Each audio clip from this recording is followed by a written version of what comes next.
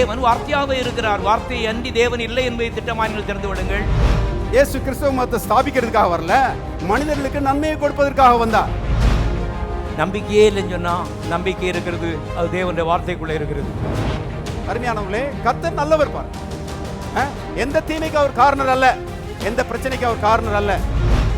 நிச்சயமாகவே நமக்கு ஒரு முடிவு இருக்கிறது. என்னன்னு கேட்டா அது வெற்றி தான்.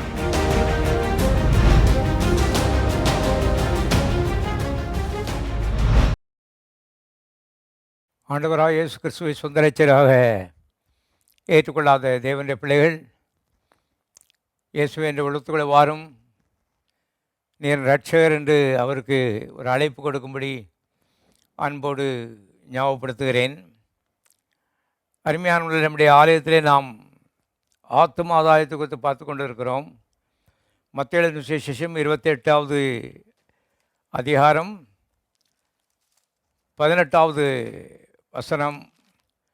மத்தேயு 28:18.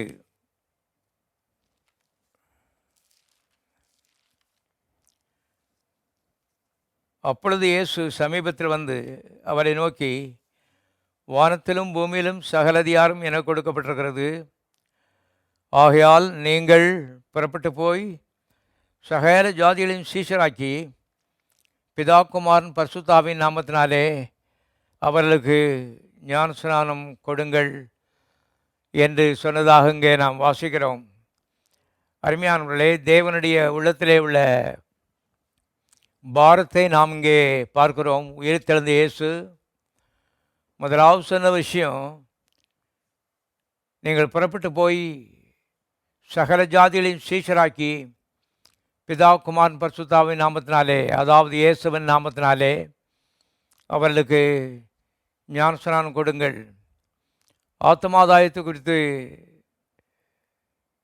நான் ஏசாயா தீர்க்கதரிசியின் புத்தகம் 53வது அதிகாரத்தை முழுவதுமாக வாசிப்பது நல்லது என்று நினைக்கிறேன்.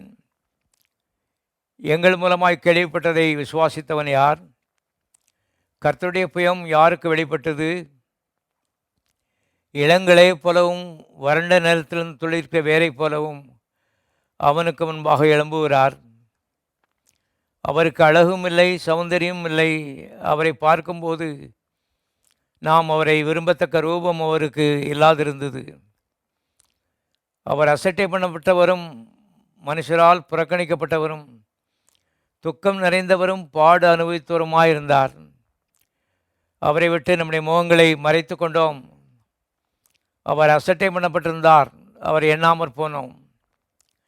மெய்யாகவே அவர் நம்முடைய பாடுகளை ஏற்றுக்கொண்டு நம்முடைய துக்கங்களை சுமந்தார். நாமோ அவர் தேவனால் அடிபட்டு வாதிக்கப்பட்டு சிறுமைப்பட்டவர் என்று எண்ணினோம். நம்முடைய மீறுதல் நிமித்தம் இயேசு காயப்பட்டு, நம்முடைய அக்கிரம நிமித்தம் இயேசு நொறுக்கப்பட்டார். நமக்கு சமாதானத்தை உண்டு பண்ணும் ஆக்கினை அவர் மேல் வந்தது. அவருடைய தழும்புகளால் நாம் குணமாகிறோம். நாம் எல்லாரும் ஆடுகளைப் போல வழிதப்பி தெரிந்து அவனவன் தன் தன் வழியிலே போனோம். கர்த்தரோ நம்ம எல்லாருடைய அக்கிரமத்தையும் அவர் மேல் விழ பண்ணினார்.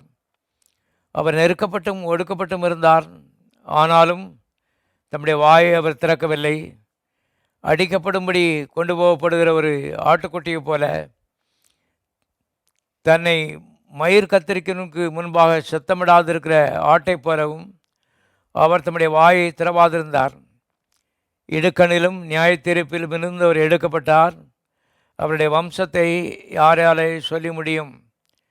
ஜீவனோட தேசத்திலிருந்து அர்ப்பண்டு போனார். என் ஜனத்தின் மீறுதல் நிமித்தம் அவர் வாதிக்கப்பட்டார். துன்மார்க்கரோடே அவருக்கு பிரேத குழியை நியமித்தார்கள். ஆனாலும் அவர் மரித்தபோது ஐஸ்வரிவானோடு இருந்தார். அவர் கொடுமை செய்யவில்லை, அவர் வாயில் வஞ்சனை இருந்ததும் இல்லை.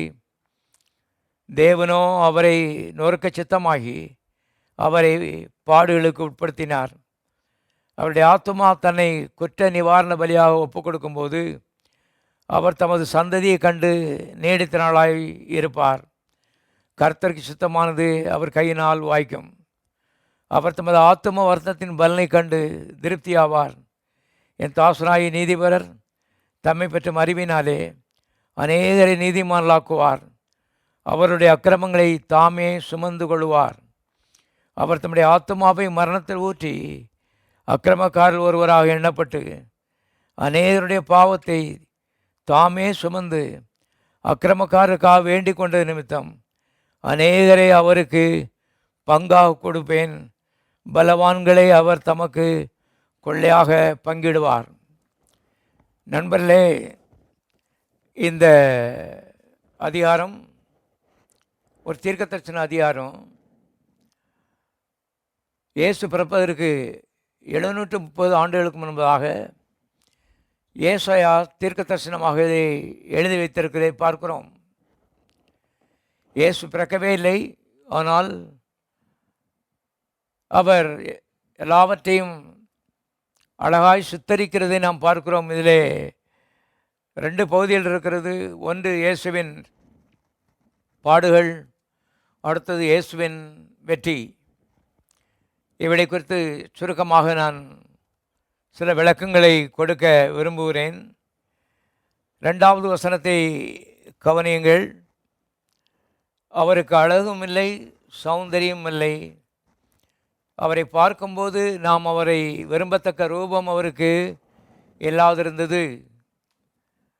இன்றைக்கி சில படங்களை பார்த்திங்கன்னா இயேசுநாதர் தலையில் ஒரு அரைவட்டம் இருக்கிற மாதிரி, ஹேலோன்னு ஆங்கிலத்தில் சொல்கிறாங்க, அரைவட்டம் இருக்கிற மாதிரி படங்கள் வரையப்பட்டிருக்கிறது. மனிதர்கள் பலவிதமாக சிந்திக்கிறார்கள், சித்தரிக்கிறார்கள். ஆனால் இது வேதத்துக்கு ஒவ்வாது என்பதை தெரிந்து கொள்ளுங்கள். நீங்கள் யோசித்து பாருங்கள், தலையில் அரைவட்டம் இருக்கிற ஒரு ஆளை பிடிச்சி சிலுவையில் அறிய முடியுமா? ஆகவே அவையெல்லாம் மனிதனுடைய கற்பனைகள் என்பதை நீங்கள் புரிந்து கொள்ள வேண்டும். வேதத்தின் உண்மையை நீங்கள் பார்ப்பீர்களானால் அவருக்கு அழகும் இல்லை, சௌந்தரியம் இல்லை. அவரை பார்க்கும்போது விரும்பத்தக்க ரூபம் அவருக்கு இல்லாதிருந்தது என்று வாசிக்கிறோம். ஏனென்றால் அதற்கு காரணத்தை ஏசாயா 52வது அதிகாரம் 14ஆம் வசனத்திலே பார்க்கிறோம்.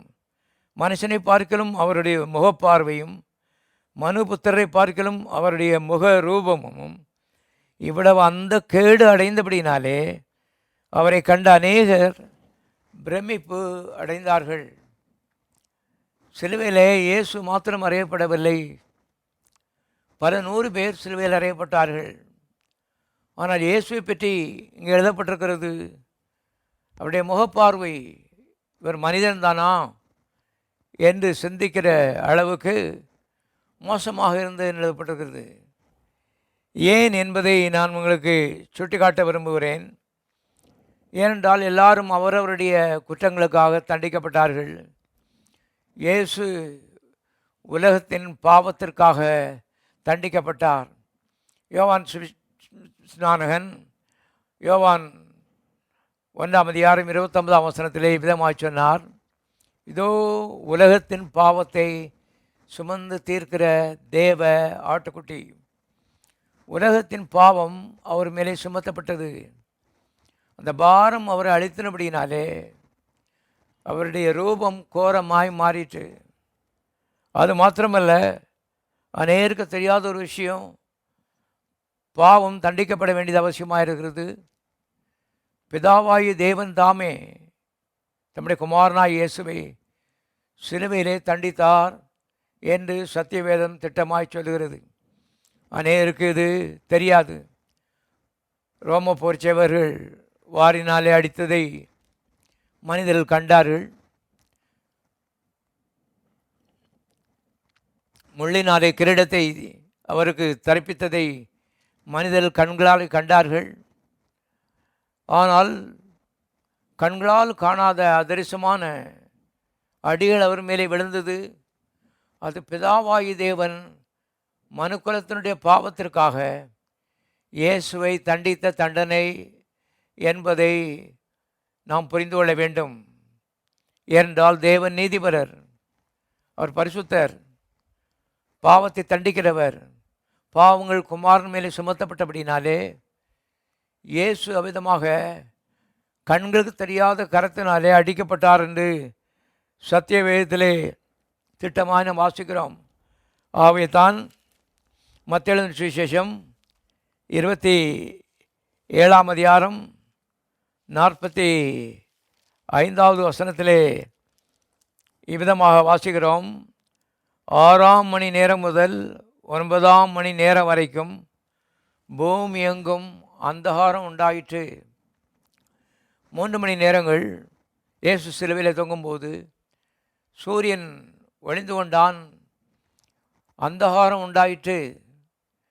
அநேக வேத வியாக்கியானர்கள் சொல்கிறார்கள், பிதாவாய் தேவன் குமாரனை அடித்தந்த காட்சி மனிதர் பார்க்காதபடி சூரியன் தன்னை மறைத்து கொண்டான்.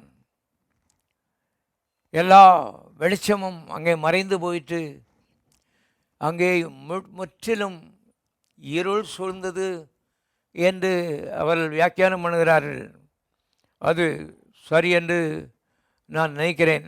ஏனென்றால் வேதம் பிதாவாய் தேவன் இயேசுவை தண்டித்தார் என்பதற்கு ஆதாரமாக பேசுவதை நாம் பார்க்கிறோம். சங்கீதம் 69 விதமாக வாசிக்கிறோம். சங்கீதம் 69:26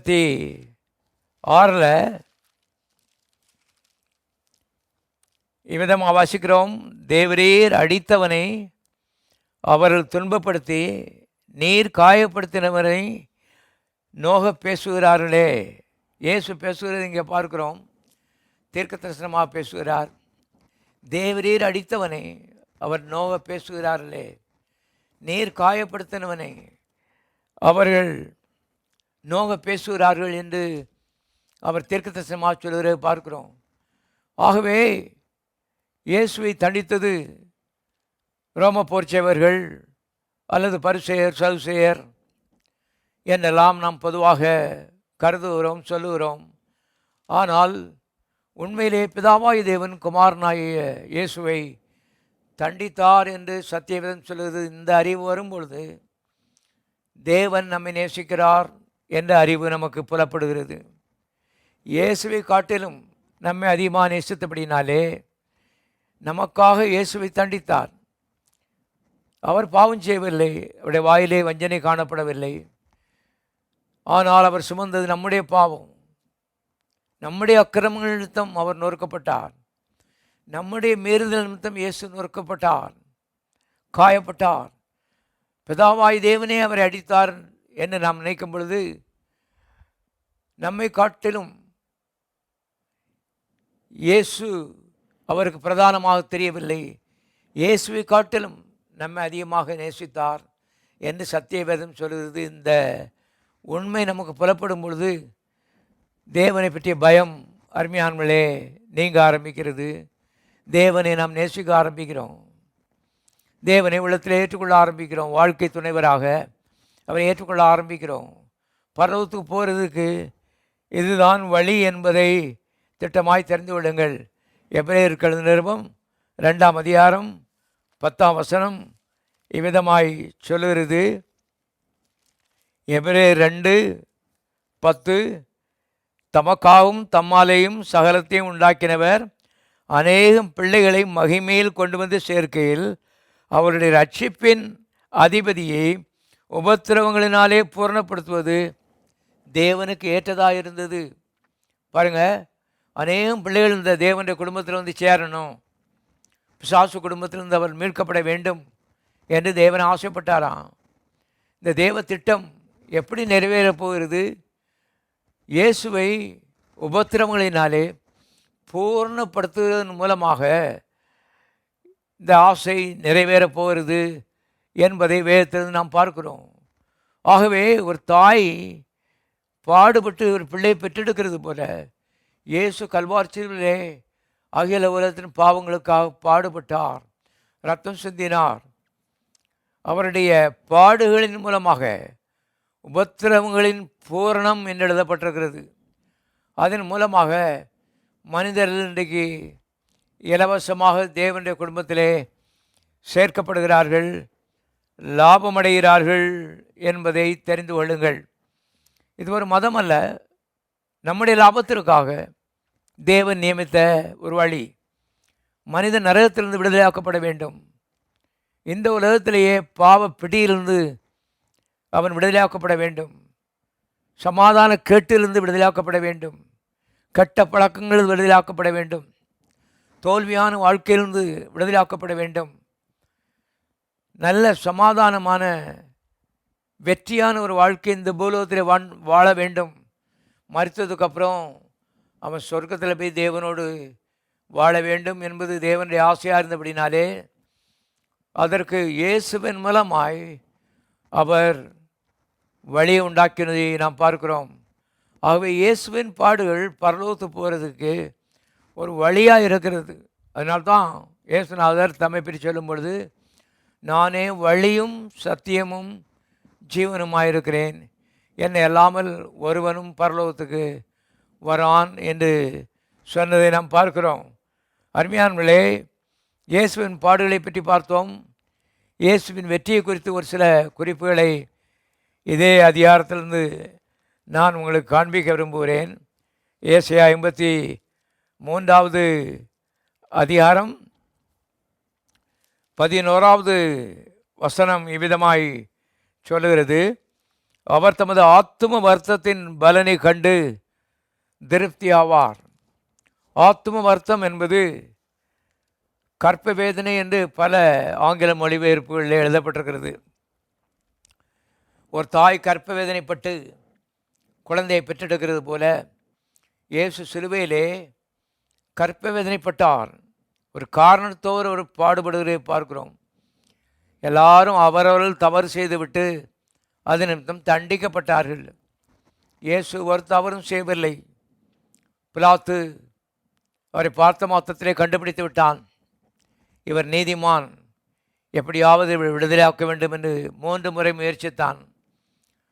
ஆனால் பரிசேயரும் சதுசேயரும் பிடிவாதமாக நின்று அவரை சிலுவையிலே அறைந்தார்கள். சிலுவையிலே ஒரு தாய் பிள்ளை பெற்றெடுப்பதற்கு ரத்தம் சிந்துகிறாள். அதுபோல இயேசு கிறிஸ்து சிலுவையிலே ரத்தம் சிந்தி மனுக்குலத்தை ஆவியிலே அவருடைய கற்பத்திலே பெற்றெடுத்தார் என்பதை தெரிந்து விடுங்கள். தாயின் கற்பத்திலே ஒரு மனிதன் பிறக்கும் பொழுது இந்த உலகத்தை சுதந்திரிக்கிறான். இயேசுவின் கற்பத்திலே பிறக்கும் பொழுது அந்த உலகத்தை மனிதன் சுதந்திரிக்கிறான். ஆகவே பரலோகத்துக்கு போருக்கு வழி இயேசுவின் ரத்தம் என்பதை வேதம் போதிக்கிறது. இயேசு கெத்செமனே தோட்டத்திலே கண்ணீர் விட்டதை நாம் பார்க்கிறோம். லூக்கா சுவிசேஷம் 22வது அதிகாரம் 42வது வசனம் இவ்விதமாய் சொல்லுகிறது. லூக்கா 22:42, பிதாவே உமக்கு சித்தமானால் இந்த பாத்திரம் என்னை விட்டு நீங்கும்படி செய்யும், ஆயினும் என்னுடைய சித்தத்தின்படி அல்ல உம்முடைய சித்தத்தின்படி ஆக கடவுது என்று ஜெபம் பண்ணினார். அப்பொழுது வானத்திலிருந்து ஒரு தூதன் தோன்றி அவரை பலப்படுத்தினான்.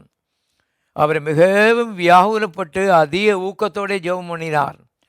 அவருடைய வேர்வை இரத்தத்தின் பெருந்துளிகளாய் தரையிலே விழுந்தது. இந்த பதத்தை கவனித்தீர்களா? அவருடைய வேர்வை இரத்தத்தின் பெருந்துளிகளாய் தரையிலே விழுந்தது. கெத்செமனே தோட்டத்திலே இயேசுவினுடைய பாரத்தை நாம் பார்க்கிறோம்.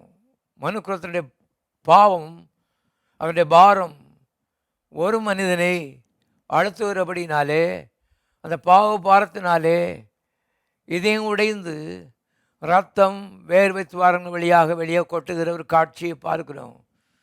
கோரமான ஒரு காட்சி. ஆனால் இதனாலே மனிதர்கள் பாவ மன்னிப்பையும் மீட்பையும் பாவத்திலிருந்து விடுதலையையும் வெற்றியும் அடைகிறார்கள் என்று வேதம் திட்டமாய் சொல்கிறது. ஆகவே இயேசு கிறிஸ்துவை ஏற்றுக்கொள்ளாதவர்கள் இந்த பாடுகளெல்லாம் நினைத்து இயேசுவே இந்த உள்ளத்துக்குள்ளே வாரும் என்று அவர் அழைக்கிறார்கள். அவர்கள் அவ்விதம் அழைக்கும் பொழுது பழைய வாழ்க்கையிலிருந்து புதிய ஒரு வாழ்க்கைக்கு அவர்கள் மாற்றப்படுகிறார்கள் என்பதை வேதம் தெளிவாய் சொல்கிறது. ஒருவன் கிறிஸ்துவுக்குள் இருந்தால் புது சிருஷ்டியாக இருக்கிறான். பழையவள் எல்லாமே ஒழிந்து போயின, எல்லாம் புதிதாயின, இவள் எல்லாம் தேவனாலே உண்டாயிருக்கிறது என்று 2 கொரிந்தியர் 5 நாம் வாசிக்கிறோம். ஆகவே இந்த மாற்றங்கள் எப்படி ஏற்படுதுன்னு சொன்னால், எப்படி ஒரு தாய் இரத்தத்தை சிந்தி கற்ப வேதனைப்பட்டு ஒரு பிள்ளையை பெற்றெடுக்கிறாளோ, அதே போல் இயேசு இரத்தத்தை சிந்தி இந்த மனுக்குலத்தை பெற்றெடுத்திருக்கிறாள். பிள்ளை பெற்றெடுக்கும் பொழுது பிள்ளை ஒன்றும் செய்யறதில்லை, தாய் தான் எல்லா பாடுகளையும் படுகிறார். அதே போல் இன்றைக்கி பாவம் மன்னிக்கப்படுவதற்கு மனுஷன் ஒன்றும் செய்ய வேண்டியதில்லை. நாங்கள் என்ன செய்யணும்னு நீங்கள் மனுஷன் கேட்குறான். இந்த பாவங்களை விடுவதற்கு பிரயாசப்படுகிறார்கள். பாவங்களை உங்களால் விட முடியாது, ஏனென்றால் அதை செய்ய வைக்கிறவன் பிசாசு, அவனுடைய சக்தி. ஆகவே அந்த சக்தியை காட்டிலும் பெரிய சக்தி உங்களுக்கு தேவை. அவருடைய பெயர் இயேசு. அவர் வானத்தையும் பூமியும் படைத்தவர், பரிசுத்தர். அவருக்கு பிறக்க பிள்ளைகள் அது பரிசுத்த பிள்ளைகளாய் பிறக்கிறது. இயேசுவே உள்ளத்தில் வாரும் என்று அழைப்பு கொடுக்கும் பொழுது அவருடைய பரிசுத்தம் நம்முடைய பரிசுத்தமாய் மாறிவிடுகிறது. பாவங்கள் ஓடிவிடுகிறது என்று வேதம் சொல்கிறது. நம்முடைய முயற்சி இல்லாதபடி பாவங்கள் ஓடிவிடுகிறது, பரிசுத்தம் வந்து விடுகிறது. நம்முடைய வாழ்க்கையிலே தேவனைப் போல நாம் மாற ஆரம்பிக்கிறோம். ஏனென்றால் பரிசுத்தம் இல்லாமல் ஒருவன் தேவனை தரிசிப்பது இல்லையே என்று எழுதப்பட்டிருக்கிறது. பரலோகம் பரிசுத்தர்கள் வாழுகிற இடம், தேவன் வாழுகிற இடம். அங்கே போக வேண்டுமானால் பாருங்கள், இந்த பாவம் மன்னிப்பு, பரிசுத்தம் இவைகள் மிக மிக அவசியம். எபேசியர் 1:7 இவ்விதமாய் நாம் வாசிக்கிறோம். எபேசியர் 1:7 தேவனுடைய கிருபையின் ஐஸ்வர்யத்தின்படியே இயேசுவின் இரத்தத்தினாலே பாவ மன்னிப்பாகிய மீட்பு இயேசுவுக்குள் நமக்கு உண்டாயிருக்கிறது. இந்த பதத்தை கவனிங்க. பாவ மன்னிப்பாகிய மீட்பு இயேசுவுக்குள் நமக்கு உண்டாயிருக்கிறது. பாவ மன்னிப்பாகிய மீட்பு அதை நாம் சம்பாதிச்சிட முடியாது. அநேக மக்கள்கிட்டக்கு கோடி கோடியாக ரூபாய் செலவழிக்கிறாங்க பாவ மன்னிப்புக்காக. புண்ணிய சேத்திரத்துக்கு பிரயாணம் போகிறார்கள், சரீரத்தை வருத்துகிறார்கள், எதையோ செய்கிறார்கள், முயற்சி பண்ணுகிறார்கள். ஆனால் பாவ மன்னிப்பு இதுவரைக்கும் கிடைக்கவில்லை. பாவ மன்னிப்பு மனிதனுடைய முயற்சியினாலே கிடைக்காது என்பதை முதலாவது திட்டமாய் தெரிந்து கொள்ள வேண்டும். இங்கே கிறிஸ்துவுக்குள்ளே பாவ மன்னிப்பாய் மீட்பு நமக்கு உண்டாயிருக்கிறது என்று எழுதப்பட்டிருக்கிறது. அவர் நமக்காக ஒரு தாய் எப்படி ரத்தம் சிந்தி பாடுபடுகிறாரோ அதுபோல அவர் பாடுபட்டு இந்த பாவ மன்னிப்பை இலவசமாய் நமக்கு தருகிறார். ஆகவே தான் தேவனுடைய மக்கள் இயேசுவை ஏற்றுக்கொண்டவர்கள் இந்த இயேசுவின் பாரத்திலே ஒரு பகுதி நமக்கு கண்டிப்பாக நம்முடைய ஆவியிலே இருக்க வேண்டியது அவசியமாக இருக்கிறது. பாருங்கள், பாரம் மிஞ்சினபடியினாலே ரத்தம் வேர்வை துவாரங்கள் வழியாக வெளியே வந்தது. அந்த அளவுக்கு நம்முடைய பாவங்களுக்காக அவர் பாரப்பட்டார். நம்முடைய ஆவியிலும் கூட பாருங்கள், மனிதர்கள் பாவத்திலிருந்து மீட்கப்பட்டு நரகத்திலிருந்து மீட்கப்பட்டு பரலோகத்தின் பிரஜைகளாய் மாற வேண்டும் என்ற ஒரு பாரம் நமக்கு இருக்க வேண்டியது மிக மிக அவசியமாக இருக்கிறது. ஆகவே தான் யோவான் அப்போஸ்தலன் 1 யோவான் புஸ்தகம் 4:19 இவ்விதமாய் சொல்கிறதை பார்க்கிறோம். அவர் சொல்கிறார், யோவான் 4:19, இயேசு முந்தி நம்மிடத்தில் அன்பு இருந்தபடினாலே நாமும் பிந்தி அவரிடத்தில் அன்பு கூறுகிறோம். இயேசு முந்தி அன்பு கூர்ந்து இரத்தத்தை சிந்தி நம்மை பெற்றெடுத்து இன்றைக்கு பரிசுத்தர்களாய் மாற்றியிருக்கிறார். பாவத்தின் மேலே வெறுப்பை கொடுத்திருக்கிறார், பாவத்தின் மேலே ஜெயத்தை கொடுத்திருக்கிறார். என்று மரித்தால் பரலோகம் போகும் என்று நிச்சயத்தை கொடுத்திருக்கிறார். இதெல்லாம் நாம் நம்ம ஜெபத்தினால, உபவாசத்தினால, நம்முடைய முயற்சியினால், நம்முடைய பாவ அறிக்கையினால் சம்பாதித்து கொள்ள இல்லை என்பதை திட்டமாய் தெரிந்து கொள்ள வேண்டும். அநேக மக்கள் இவைகளுக்கு அதிக முக்கியத்துவம் கொடுக்குறாங்க. அதிக முக்கியத்துவம் கொடுத்து வாழ்க்கையில் பூஜ்யமாக இருக்கிறார்கள். ஏனென்றால் கிறிஸ்தவம் என்பது ஒரு மதம் அல்ல, இது கிறிஸ்துவை சுற்றி சுழறுகிற ஒரு வாழ்க்கை முறை. கிறிஸ்துவின் பாடுகள், அவருடைய தியாகம், அவருடைய அன்பு, இதற்கு முக்கியத்துவம் கொடுத்து அவர் முந்தைய அன்பு இருந்தனாலே நாம் இன்றைக்கு எப்படியாவது இந்த கிறிஸ்துவுக்காக சிலரை ஆதாயப்படுத்த வேண்டும் என்று நாம் தீர்மானிக்க வேண்டியது அவசியமாக இருக்கிறது. அது மாத்திரமல்ல, 2000 ஆண்டுகளுக்கு முன்பாக உலகத்திலேயே பெரிய யுத்தம் நடந்தது. உலகத்திலே பல யுத்தங்கள் நடந்திருக்கிறது. 1ஆம் மகா யுத்தம், 2வது மகா யுத்தம் என்று சொல்லுகிறார்கள். உலக மகா யுத்தம் அருமையானவர்களே கல்வாரியிலே நடந்தது என்பதை நான் உங்களை ஞாபகப்படுத்துகிறேன். அது தேவனுக்கும் பிசாசுக்கும் நடந்தது. 2000 ஆண்டுகளுக்கு முன்பாக அது சம்பவித்தது. சிலுவையிலே அது நடந்தது. அதில் இயேசு ஜெயித்தார் என்பதை நான் உங்களை ஞாபகப்படுத்துகிறேன். பாருங்கள், ஆதியாகமத்தின் புஸ்தகம் 3ஆம் அதிகாரம் 15ஆம் வசனத்திலே இயேசுவை பற்றி ஒரு தீர்க்கதரிசனத்தை வாசிக்கிறோம். ஆதியாகமம் 3:15, உனக்கும் ஸ்திரீக்கும் உன் வித்துக்கும் அவள் வித்துக்கும் பகை உண்டாக்குவேன், அவர் உன் தலையை நசுக்குவார், நீ அவர் குதிங்காலை நசுக்குவாய். இங்கே ஆதாம் ஏவாளும் பாவம் செய்து மாத்திரத்திலே அருமையானவர்களே சாபங்கள் வருவதை பார்க்கிறோம். பிசாசு சர்ப்பம் என்ற ரூபத்தில் ஏவாளை ஏமாற்றிட்டான். ஏவாள் மூலமாக ஆதாம் ஏமாற்றப்பட்டான். குடும்பமாக விழுந்து போனார்கள். ஆகவே சாபங்கள் வருவதை பார்க்கிறோம். அந்த பாம்பு சர்ப்பத்தை பார்த்து கத்த சொல்லும் பொழுது, உன் தலையை அவர்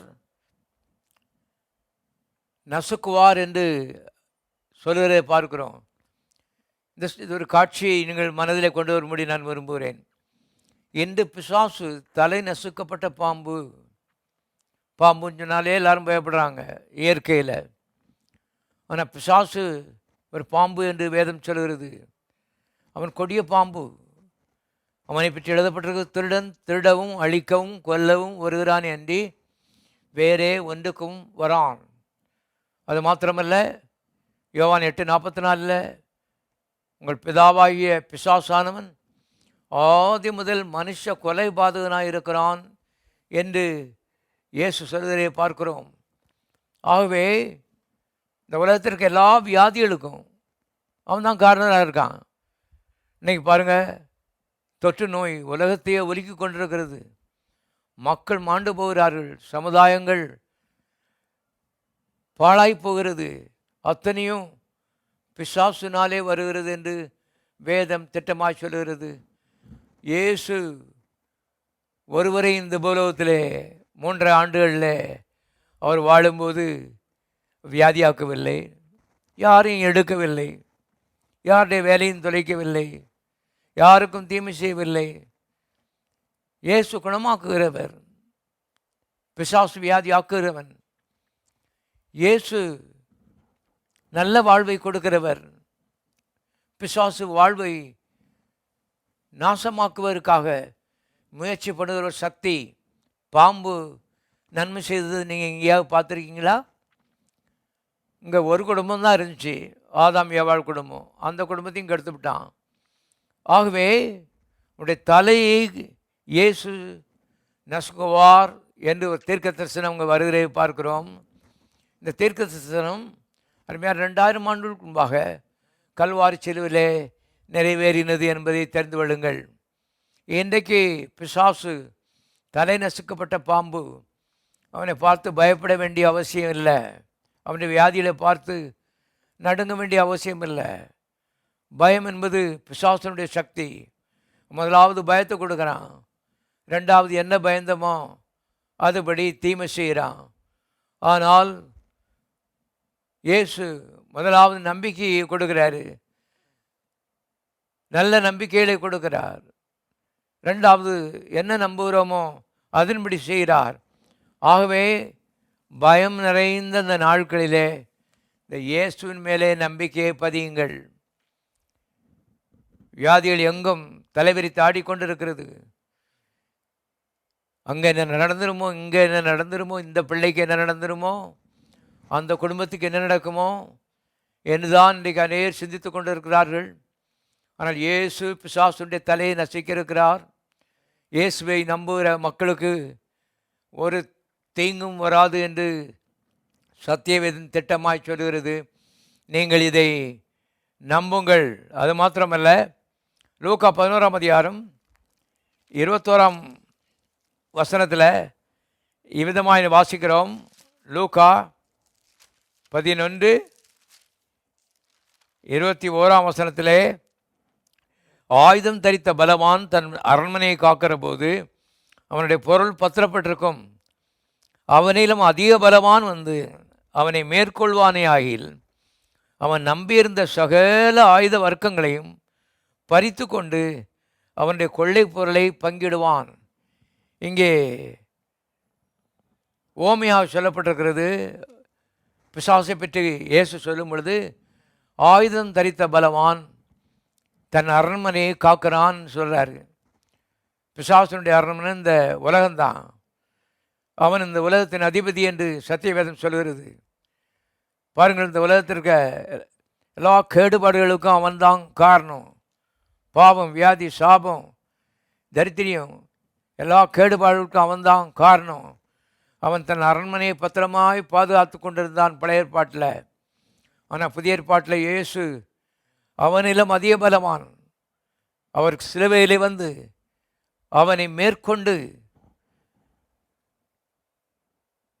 அவனுடைய ஆயுதங்கள் எல்லாவற்றையும் பறித்து கொண்டு இன்றைக்கு அவனுடைய கொள்ளை பொருளை பங்கிட்டு கொண்டிருக்கிறார் என்று சத்தியவேதம் சொல்கிறது. ஆகவே கல்வாரி சிலுவையிலே ஆண்டவராய் இயேசு கிறிஸ்து பிசாசை மடங்கடித்து அவனை தோற்கடித்து ஜெயங்கண்டு கொள்ளை பொருளை பங்கிடுகிற ஒரு வேலையில் இன்றைக்கு புதிய ஏற்பாட்டில் இருக்கிறார் என்று தேவனுடைய மக்கள் திட்டமாய் அறிந்து கொள்ள வேண்டும். கொலோசியர் நிருபத்தில் வாசித்து பார்த்தீங்கன்னா இதைவிட அழகாய் பவுல் சொல்லுகிறார். ஆவியானவர் சொல்லும் பொழுது பாருங்கள், கொலோசியரில் 2:15 நமக்கு எதிரடியாகவும் கட்டளையால் நமக்கு விரோதமாகவும் இருந்த கையெழுத்தை குலைத்து அதை நடுவில் இராதபடிக்கு எடுத்து சிலுவையின் மேல் ஆணி அடித்து துரைத்தனங்களையும் அதிகாரங்களையும் உரிந்து கொண்டு வெளியரங்கமான கோலமாக்கி அவைகள் மேல் சிலுவையிலே வெற்றி சிறந்தார். சிலுவையிலே இயேசு தோத்து போனார் என்று பொதுவாக இன்றைக்கு மக்கள் கருதுகிறார்கள். ஆனால் இயேசுவின் பாடுகளை பற்றி சொல்லுகிற ஏசாயா 53ஆவது அதிகாரம் அருமையானவர்களே வெற்றியும் பற்றி சொல்லுகிறது என்பதை தெரிந்து கொள்ளுங்கள். சிலுவையிலே ஒரு யுத்தம் நடந்தது, அதில் பிசாசு தோற்று போனான். இங்கே ஆவியானவர் சொல்லும் பொழுது அவனை கேலி பொருளாக்கி வெற்றி சிறந்தார் என்று ஆவியானவர் எழுதுகிறதை பார்க்கிறோம். ஒரு சம்பவத்தை அவர் மனதில் வைத்து இங்கே இதை எழுதுகிறார். அந்த நாட்களிலே ரோமர்கள் பிரதானமான ஒரு இடத்தை பெற்றிருந்தார்கள். ஏதாவது ஒரு எதிரி தொடர்ந்து தொந்தரவு கொடுத்துட்டு இருந்தான்னா அவங்களுடைய யுத்தம் பண்ணி அவனை தோற்கடித்து அதை கொண்டாடினார்கள். யுத்தம் முடிந்து விட்டது, அதில் இவர்கள் ஜெயித்து விட்டார்கள். ஆனால் அந்த யுத்தத்தை கொண்டாடினார்கள். அதற்கு பேர் வெற்றி சிறத்தல். இங்கே அதைத்தான் அப்போஸ்தலனாகிய பவுல் குறிப்பிடுவதை பார்க்கிறோம். அவ்விதமாக வெற்றி சிறக்கும் பொழுது ரோமராயன் இந்த ஸ்டேடியத்தில் அங்கே உட்கார்ந்துருப்பான் தளபதிகளோட.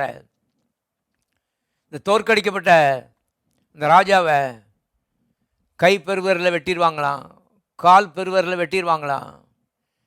ஏன்னா அடுத்து பட்டயம் பிடிக்க முடியாது, அடுத்து யுத்தம் பண்ண முடியாது.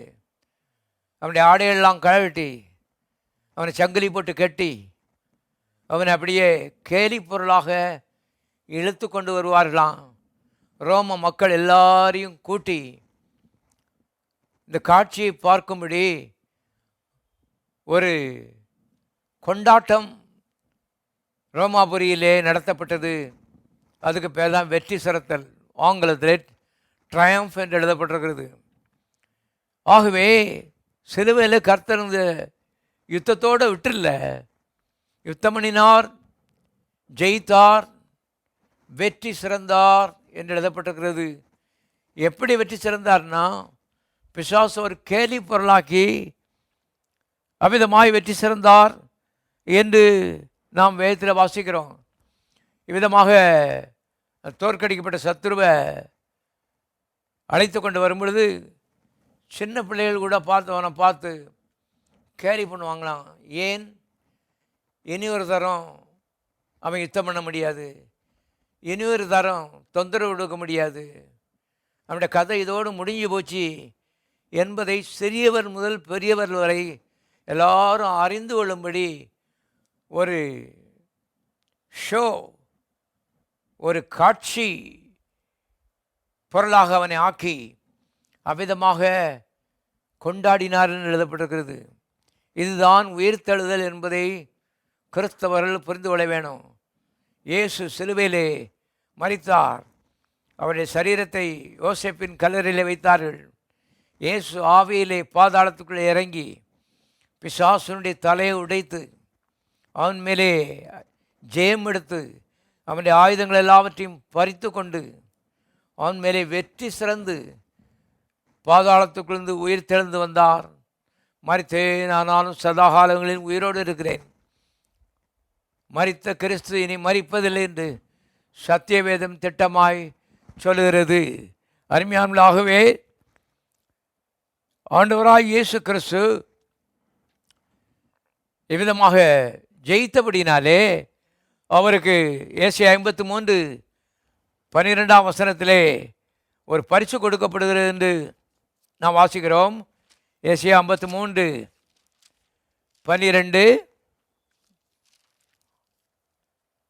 அவர் தம்முடைய ஆத்துமாவை மரணத்தில் ஊற்றி அக்கிரமக்காரர் ஒருவராக எண்ணப்பட்டு அநேகருடைய பாவத்தை தாமே சுமந்து அக்கிரமக்காரருக்காக வேண்டிக் கொண்டது நிமித்தம் அநேகரே அவருக்கு பங்காக கொடுப்பேன், பலவான்களை அவர் தமக்கு கொள்ளையாக பங்கிட்டுக் கொள்வார். நீங்கள் சரித்திரத்தை வாசித்து பார்த்தீர்களானால் உங்களுக்கு விளங்கும். யுத்தம் பண்ணுவாங்க, ஒரு ராஜா ஜெயித்துருவான், ஜெயித்த உடனே அதோட கதை முடிகிறதில்ல. அதுக்கப்புறம் பட்டயத்தை எடுத்து எதிரிகள் எல்லாவற்றையும் வெட்டி வீழ்த்தி விட்டு அவருடைய பொருட்களை எல்லாம் கொள்ளையிடுவார்கள். அது அவங்களுக்கு கிடைச்ச லாபம். பாருங்கள், கல்வாரியிலே யுத்தம் நடந்தது, இயேசு ஜெயித்தார், பிசாசு தோற்று போனான். இங்கே பிதாவாகி தேவன் இயேசுவுக்கு கொள்ளை பொருளாக ஆத்துமாக்களை கொடுக்கிறதை நாம் பார்க்கிறோம். பிசாசின் குடும்பத்திலிருந்து ஆயிரமான மக்கள் பிரித்தெடுக்கப்பட்டு அவள் பரிசுத்தத்துக்கு நேராக ஓடி வருகிறார்கள், பரலோகத்துக்கு நேராக ஓடி வருகிறார்கள், தேவனுக்கு நேராக ஓடி வருகிறார்கள். இந்த சக்தியை உயிர்த்தெழுதல் மக்களுக்கு கொடுக்க ஆரம்பிக்கிறது. இதுவரைக்கும் இயேசுவை வெறுத்தவர்கள் இப்போ இயேசுவை நேசிக்க ஆரம்பிக்கிறார்கள். இதுவரைக்கும் ஆலயத்தையும் ஜெபத்தையும் வேதத்தையும் வெறுத்தவர்கள் இப்போ எல்லாவற்றையும் நேசிக்க ஆரம்பிக்கிறார்கள். அவருடைய வாழ்க்கை முறை மாறிவிடுகிறது. ஒருவன் கிறிஸ்துவுக்குள் இருந்தால் புது சிருஷ்டியாக இருக்கிறான். அவனுடைய ஆசைகள் வித்தியாசமாய் மாறிவிடுகிறது, அவனுடைய நோக்கங்கள் வித்தியாசமாய் மாறிவிடுகிறது, அவன் பண்ணுகிற பிரயாணம் அது வேற திசைக்கு திரும்பி விடுகிறது. பரலோகத்தின் மகனாக அவன் மாறிவிடுகிறான். இதைத்தான் ஏசாயாவின் புஸ்தகம் 9ஆம் அதிகாரத்திலே இவ்விதமாக வாசிக்கிறோம். ஏசாயா 9:2 வாசிக்கிறேன். இருளில் இருக்க ஜனங்கள் பெரிய வெளிச்சத்தை கண்டார்கள். மரண இருளின் தேசத்தில் குடியிருக்கிறவர்கள் மேல் வெளிச்சம் பிரகாசித்தது. அந்த ஜாதியை திரளாக்கி அதற்கு மகிழ்ச்சியை பெருக பண்ணினீர். அறுப்பில் மகிழுகிறது போலவும் கொள்ளையை பங்கிட்டுக் கொள்கையில் கழிவுறுகிறது போலவும் உமக்கு முன்பாக மகிழுகிறார்கள். மீதியானியர் நாளிலே நடந்தது போல அவர்கள் சுமந்த நுகத்தடியையும் அவள் தோளில் மேலிருந்த மிலாற்றையும் அவள் ஆளோட்டியின் கோலையும் முறித்து போட்டீர். அமளியாய் யுத்தம் பண்ணுகிற வீரருடைய ஆயுத வர்க்கங்களையும் இரத்தத்தில் புரண்ட உடுப்பும் அக்கினிக்கு இரையாக சுட்டரிக்கப்பட்டது. நமக்கு ஒரு பாலகன் பிறந்தார், நமக்கு ஒரு குமாரன் கொடுக்கப்பட்டார். கர்த்தத்துவம் அவர் தோளின் மேல் இருக்கும். அவர் நாமம் அதிசயமானவர், ஆலோசனை கர்த்தர், வல்லமையுள்ள தேவன், நித்திய பிதா, சமாதான பிரபு எனப்படும். தாவீதின் சிங்காசனத்தையும் அவனுடைய ராஜ்யத்தையும் அவர் திடப்படுத்தி அதை இது முதற்கொண்டு என்னென்றைக்கும் நியாயத்தினாலும் நீதியினாலும் நிலைப்படுத்தும்படிக்கு அவருடைய கர்த்தத்துவத்தின் பெருக்கத்துக்கும் அதன் சமாதானத்துக்கும் முடிவே இல்லை. சேனையிலும் கர்த்தருடைய வைராக்கியம் இதை செய்யும். அருமையானவர்களே, இங்கே இயேசு கிறிஸ்துவனுடைய கல்வாரி பாடுகளுக்கு பின்பு நடக்க போகிற சம்பவத்தை மறுபடியும் ஏசாயா தீர்க்கதரிசனமாக சொல்லியிருக்கே பார்க்கிறோம். பாருங்கள், அறுப்பில் மகிழ்கிறது போல மக்கள் மகிழ்வாங்களாம். வேதத்தில் எழுதப்பட்டிருக்கிறது, கண்ணீரோடே விதைக்கிறவர்கள் கம்பீரத்தோடே அறுப்பார்கள். விதைக்கும்போது கம்பீரம் ஒன்றும் கிடையாது, கண்ணீர் தான். எல்லாரும் தூங்கிட்டு இருக்காங்க. இவன் விதையை எடுத்துகிட்டு போய் விடிய காலம் 5 மணிக்கு வயலில் நின்றுட்டுருக்கான். பாருங்கள், கம்பீரம் இல்லை, கண்ணீர் தான். ஆனால் 3 மாதம் கழித்து அறுத்த அரிக்கட்டுகளை தலையிலே சுமந்து கொண்டு கம்பீரத்தோடே வருகிறான் என்று 126ஆம் சங்கீதத்தில் நாம் வாசிக்கிறோம். ஆகவே கல்வாரி பாடுகள் மூலமாக இன்றைக்கு அறுப்பிலே மகிழ்கிறது போல மக்கள் மகிழ்கிறார்கள். முன்னால் பாவத்தில் ஜீவித்தவன் இப்போ எவ்வளோ பரிசுத்தமாக இருக்கான். முன்னால் இந்த கெட்ட பழக்கங்களை சிக்கி கிடந்தவன் இன்றைக்கு எவ்வளோ விடுதலையாக இருக்கிறான். முன்னால் இந்த வியாதியில் இருந்த வேதனைப்பட்டு இருந்தவன் இன்றைக்கி எவ்வளோ ஆரோக்கியமாக இருக்கிறான் என்று அருமையான ஒரு பெரிய ஒரு கம்பீரம் இந்த இயேசுவின் சிலுவையின் மூலமாக மனுக்குலத்துக்கு உண்டாகிறது. நீங்கள் எந்த சமுதாயத்தை சேர்ந்தவர்களாக இருந்தாலும் சரி, எந்த மதத்தை சேர்ந்தவர்களாக இருந்தாலும் சரி, இதெல்லாம் உங்களுக்கு பலிக்கும். இயேசுவே என்ற உள்ளத்துக்கு வாரும்.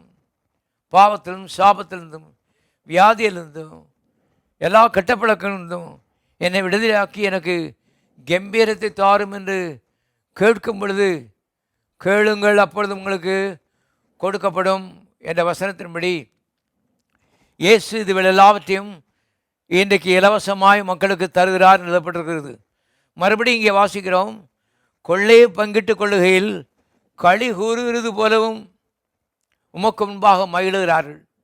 இன்றைக்கு தேவனுடைய பிள்ளைகளுக்கு களி கூறுதல் நாட்கள், கம்பீரத்தின் நாட்கள். பாருங்கள், ஒரு ஆளை பாவத்திலிருந்து பிடிச்சி எடுத்து பரிசுத்தத்துக்கு கொண்டு வந்து அவன் வாழ்க்கையில் ஒரு மாற்றத்தை உண்டாக்கும்போது உள்ள ஒரு பெரிய சந்தோஷமும் கம்பீரமும் ஏற்பட ஆரம்பிக்கிறது. ஒரு வாழ்க்கையே மாற்றிவிட்டோம், ஒருவனுடைய தளபதியே மாற்றிவிட்டோம் என்ற சந்தோஷம் நம்மை நிரப்ப ஆரம்பிக்கிறது. பாருங்கள், ஒரு உதாரணத்தை சொல்லுகிறேன். இஸ்ரவேலரும் பெலிஸ்தீரும் ஒருவரோடு யுத்தம் பண்ணுகிறார்கள்.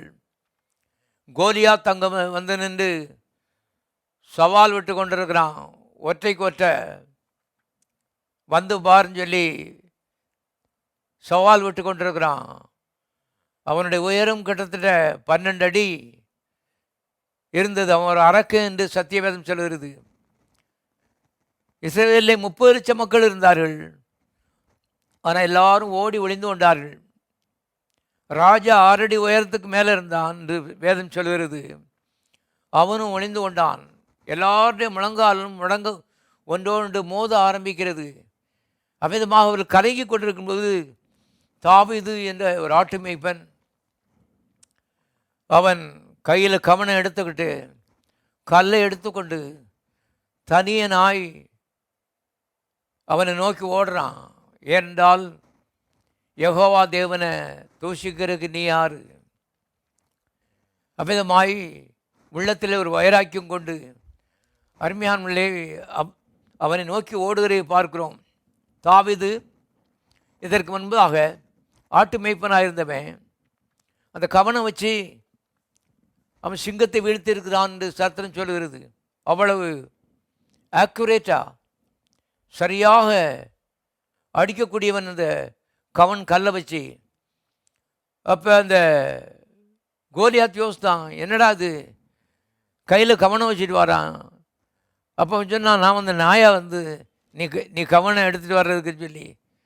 அவன் பேசி முடிக்கிறதுக்குள்ள இவன் அருமையானே கவனில் இருக்க காலில் வீசினான்.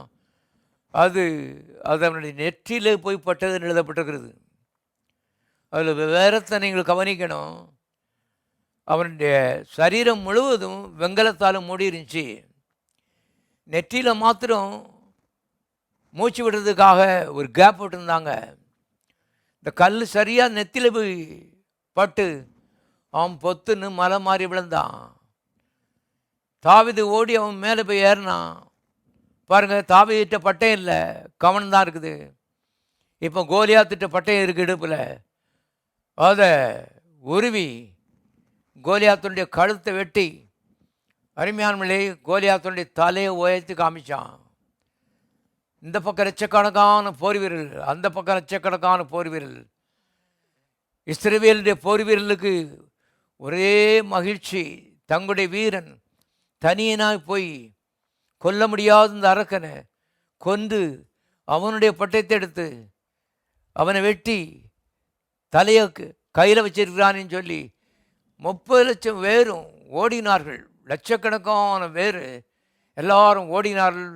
பெலிஸ்தரை நோக்கி வெட்டினார்கள், வீழ்த்தினார்கள். அவருடைய எல்லா பொருட்களையும் கொள்ளையிட்டார்கள். அதற்கப்புறம் இந்த சம்பவத்தை வேதத்தில் வாசிக்கிறோம்.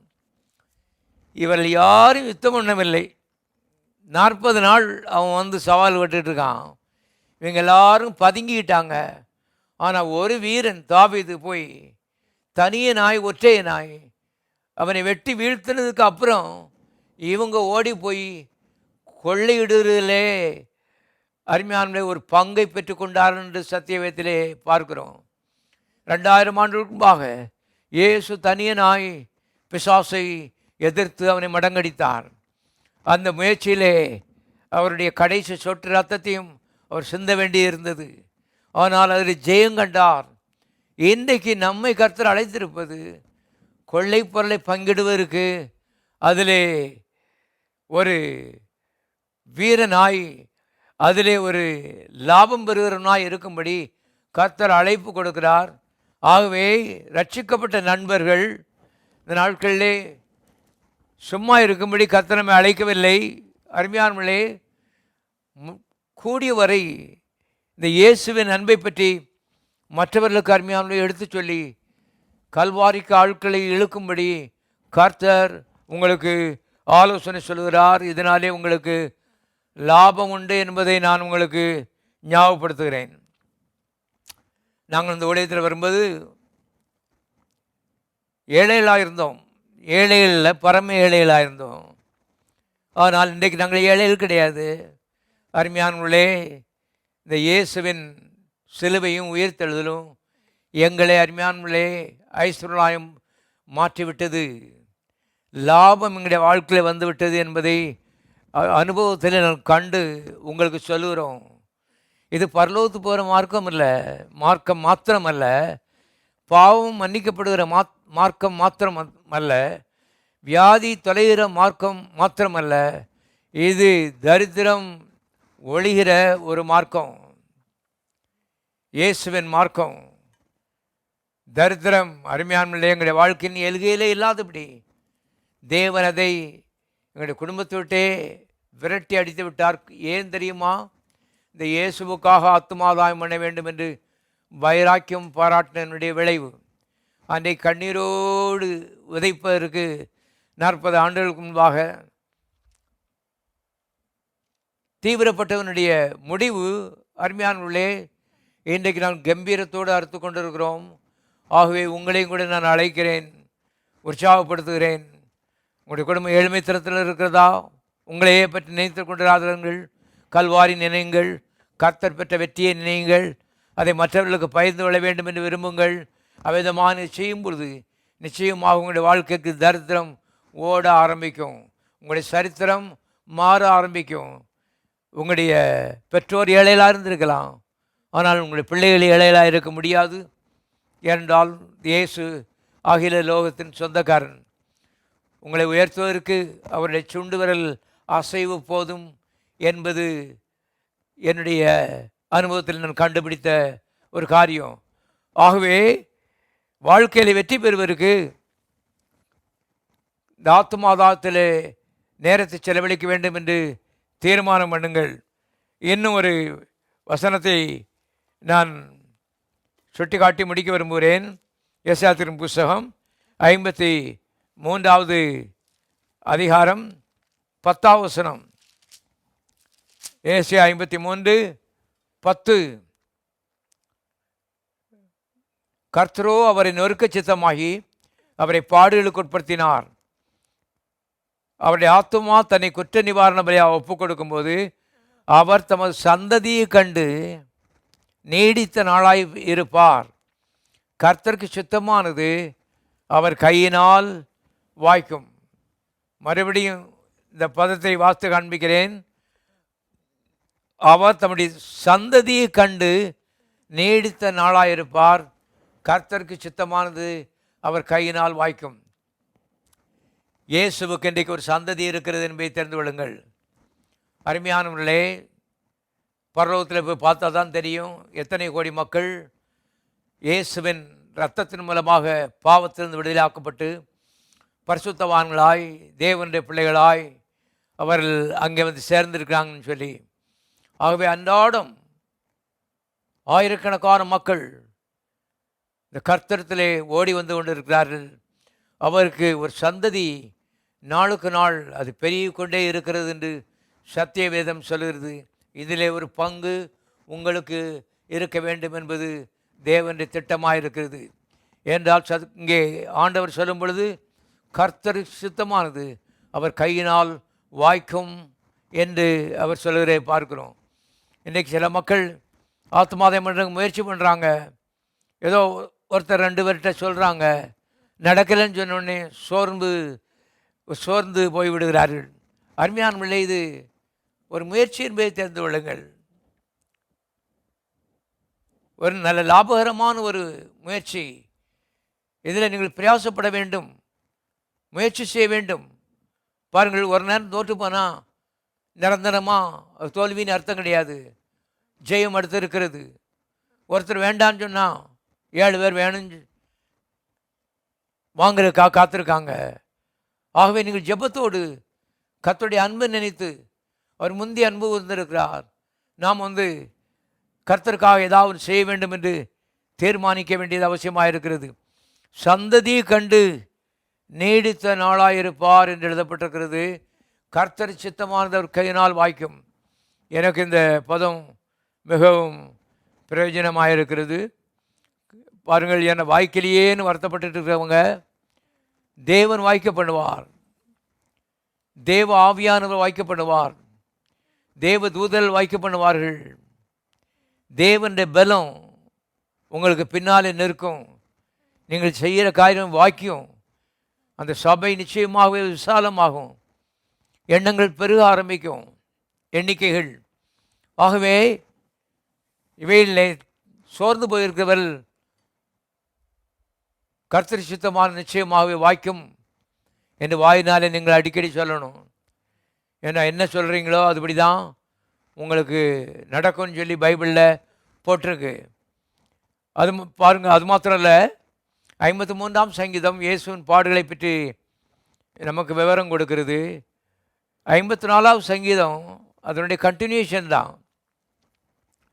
உங்களுடைய வசதிக்காக இதை அதிகாரமாக பகுத்திருக்கிறார்கள். எபிரேய மொழியில் போனீங்கன்னா எல்லாம் ஒரே மாதிரி தான் இருந்த லெட்டர்ஸை தான் உங்களுடைய வசதிக்காக பிரித்திருக்கிறார்கள். ஆகவே 54ஆம் சங்கீதத்தில் ஒரு சில வசனங்களை நான் வாசித்தோமானால் அது நமக்கு ஆசீர்வாதமாக இருக்கும்.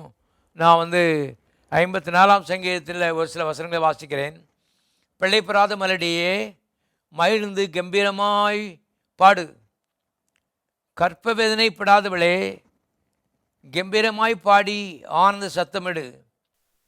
வாழ்க்கைப்பட்டவர்களுடைய பிள்ளைகளை பார்க்கலும் அநாத ஸ்திரீனுடைய பிள்ளைகள் அதிகம் என்று கர்த்தர் சொல்லுகிறார். உன் கூடாரத்தின் இடத்தை விசாலமாக்கு, உன் வாசஸ்தலங்களின் திரைகள் விரிவாகட்டும். தடை செய்யாதே, உன் கயிறுகளை நீளமாக்கி உன் முளைகளை உறுதிப்படுத்து. நீ வலதுபுறத்திலும் இடதுபுறத்திலும் இடங்கொண்டு பெருகுவாய். என்ன அருமையான வாக்குத்தத்தங்கள் பாருங்கள். இங்கே விசுவாசிகளுக்கு கர்த்தர் சொல்லும் பொழுது, உன் கூடாரத்தின் இடத்தை நீ விசாலமாக்கு, வாசஸ்தலங்களின் திரைகளை நீ விரிவாக்கு, தடை செய்யாதே. மனதில் இதெல்லாம் நடக்குமா? இவ்வளோ பெரிய இடம் தேவையா? இதில் ஆட்கள் உட்காருவாங்களா? அவ்வளோ பேர் வருவாங்களா? என்னெல்லாம் மனதில் தடையை நீ போடாத, தடை செய்யாதே. உன் கயிறுகளை நீளமாக்கி உன் முளைகளை உறுதிப்படுத்தி. நாங்கள் அருமையான இந்த ஊழியத்தை ஆரம்பிக்கும் போது 3 பேரை வச்சு ஆரம்பித்தோம். இன்றைக்கு எங்களுடைய சபையில் பல ஆயிரம் பேர்கள் இருக்கிறார்கள். உங்களுக்கு நம்ப முடியுமா? உங்களுக்கு நாங்கள் இப்பொழுது இருக்கிற அந்த கோயிலுடைய அகலம் 100 அடி. நான் இன்ஜினியர்கிட்ட போய் 100 அடிக்கு ட்ரஸ் போட முடியுமான்னு சொல்லி ஒரு சந்தேகம் கேட்டேன். அவர் போடலான்னு சொன்னார். ஆகவே மனதில் தீர்மானம் பண்ணி கொண்டேன், கோயில் அகலம் 100 அடி. அகலம் 100 அடின்னா அப்போ நீளம் 200 அடி வைப்போம். 100க்கு 200 இவ்வளோ பெரிய கட்டடத்தை, ஆலயத்தை நான் எங்கேயும் பார்த்ததில்லை. ஆனால் தேவன் அதை செய்யும்படி எனக்குள்ளே ஒரு ஊக்கத்தை கொடுக்க ஆரம்பித்தார். எந்த வெள்ளக்காரனும் $1 எங்களுக்கு கொடுக்கவில்லை. ஆனால் அருமையானவர்களே, நம்பிக்கையிலே விசுவாசத்திலே நாங்கள் அதை ஆரம்பித்தோம். அந்த நாளிலே எல்லா இடமும் காலியாக தான் கிடந்துச்சு. இன்றைய தேதியில் ஆச்சரியம் என்னன்னு கேட்டால், இந்த கோயில் நிரம்பி போச்சு. அருமையான நடக்கிற காரியமாக யோசித்து பாருங்கள். தேவனாலே எல்லாம் கூடும், மனுஷராலே இது கூடாது தான், தேவனாலே எல்லாம் கூடும். ஆகவே தேவன் நம்மிடத்தில் இங்கே ஒரு வேண்டுகோளை வைக்கிறது பார்க்குறோம். நீ தடை செய்யாத. நீ மனதில் இதெல்லாம் நடக்குமா? இந்த இடத்துலலாம் இவ்வளவு சேர் போட்டால் ஆட்கள் உட்காருவாங்களான்னு நீ யோசிக்காதது. இது உன் ஊழியம் கிடையாது, இது இயேசுவின் ஊழியம். அவர் பட்ட பாடு, அவர் கொடுத்த கரையும், அவர் சிந்தின ரத்தம், அவருடைய யுத்தம், அவருடைய ஜெயம், அவருடைய வெற்றி சிரத்தலை நாம் பற்றி பேசி கொண்டிருக்கிறோம். அவருடைய கொண்டாட்டத்தை பற்றி நான் சொல்லி கொண்டிருக்கிறேன். இந்த கொண்டாட்டத்தில் உனக்கு ஒரு பங்கு இருக்க வேண்டும் என்று தேவன் எதிர்பார்க்கிறார். ஆகவே செய்கிறத நல்ல பெரிதாக அருமையானவர்களே செய்யும்படி தேவன் ஆசைப்படுகிறார். சிலர் ஏதோ 5 சென்ட் இடம் வாங்கி அதில் ஒரு கோயில் கட்டி கோயில் நடத்தலாமான்னு யோசனையிலேயே இருந்துட்டு இருக்கீங்க. கர்த்தர் சொல்வார், எண்ணங்களை விரிவாக்கு, தடை செய்யாதே, பெருசாக போடு. காரணம், நம்முடைய தேவன் பெரிய தேவன்.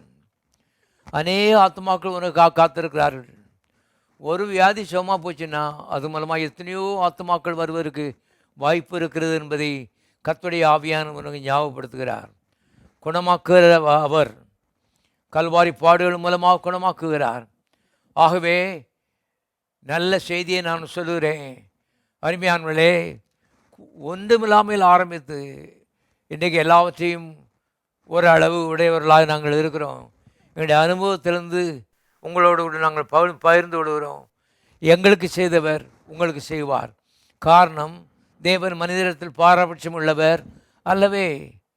தேவனுக்கு இவங்க வேணும் அவங்க வேண்டாம் அப்படிலாம் கிடையாது. தேவன் எல்லாரையும் நேசிக்கிறார், விசேஷமாக உங்களை நேசிக்கிறார்.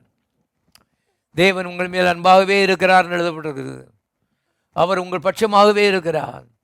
நீங்கள் நன்றாக இருக்க வேண்டும் என்பவருடைய திட்டமாக இருக்கிறது. நீங்கள் பரிசுத்தராக இருக்க வேண்டும், நீங்கள் ஆரோக்கியமாக இருக்க வேண்டும், நீங்கள் நலமாக இருக்க வேண்டும், நீங்கள் தரித்திரத்திலிருந்து விடுதலையாகி நல்ல வாழ்க்கை வாழ வேண்டும் என்று தேவன் ஆசை உள்ளவராக ஆர்வம் உள்ளவராக இருக்கிறார். தேவனோடு சேர்ந்து கோஆப்ரேட் பண்ணுங்க, கை கொடுங்க, அவரோடு சேர்ந்து ஒத்துழையுங்கள். கர்த்தாவே என் உள்ளத்தில் வாரும், என்னை பற்றி வைத்திருக்க திட்டங்களை என்னால் நிறைவேற்ற முடியாது, நீர் அதை நிறைவேற்றி உம்முடைய நாமத்தை மகிமைப்படுத்தி நீர் மகிழ்ச்சியடையும், அதிலே நானும் பங்கு கொள்கிறேன் என்று உங்களுடைய வாழ்க்கையை அர்ப்பணிப்பீர்கள். ஆனால் நிச்சயமாகவே கர்த்தர் இந்த ஆண்டிலே உங்களுடைய வாழ்க்கையிலே இவையெல்லாம் செய்து முடிப்பார். கர்த்தர் உங்களை ஆசீர்வதிப்பாராக. ஜெபிப்போம். பரலோக பிதாவே, நன்றியோடு நாங்கள் துதிக்கிறோம். ஏசியா தீர்க்கதரிசி பிறப்பதற்கு முன்பாக 730 ஆண்டுகளுக்கு முன்பாக கர்த்தாவே உம்முடைய பாடுகளையும் மாத்திரமல்ல உம்முடைய வெற்றிகளையும் அவன் கண்டான். தேவன் இன்றைக்கு சிலுவை ஏறி பிசாசை மடங்கடித்து கர்த்தா வெற்றி கண்டிருக்கிறீர். தகப்பனே, உம்முடைய வெற்றி எங்களுடைய வெற்றி என்று நாங்கள் சொல்கிறோம். உம்முடைய கொண்டாட்டம் எங்களுடைய கொண்டாட்டம். தகப்பனே, வெற்றி சிறந்தீர் நாங்கள் வேத்திலே வாசிக்கிறோமே. ஆகவே சபலப்பட்டு கொண்டிருக்கிற மக்களை இந்த காலை சந்திப்பீராக. சந்தேகப்பட்டு கொண்டிருக்கிற மக்களை இந்த காலை சந்திப்பீராக. உற்சாகப்படுத்துவீராக. அவர்கள் எழுந்து இந்த நாட்களில் ஆத்துமாதாயத்தை தீவிரமாய் செய்ய பரிசுத்த ஆவியானவர்களுக்கு உதவி செய்ய வேண்டும் என்று இயேசுவின் நாமத்தில் நான் ஜெபிக்கிறேன். சபையில் பெரிதாகட்டும் தகப்பனே. உம்முடைய குடும்பத்திலே மக்கள் கர்த்தாவே ஆயிரமாய் கர்த்தாவே இணைவார்களாக. பெருகட்டும் கர்த்தாவே. தடைகள் எல்லாவற்றையும் அறுத்தறிய பரிசுத்த ஆவியானவர் எல்லாருக்கும் உதவி செய்ய வேண்டும் என்று இயேசுவின் நாமத்தில் நான் ஜெபிக்கிறேன். தகப்பனே, அப்படி செய்கிறீர், இருக்காமுக்கு நன்றி. இயேசுவின் நாமத்தில் பிதாவே. எங்களது முகவரி ஜீவ வார்த்தை ஆலயம், மாடக்குளம் ரோடு, மதுரை 625003. தொலைபேசி எண் 0452238030. எங்களது இணையதள முகவரி www.livingwordmadurai.org.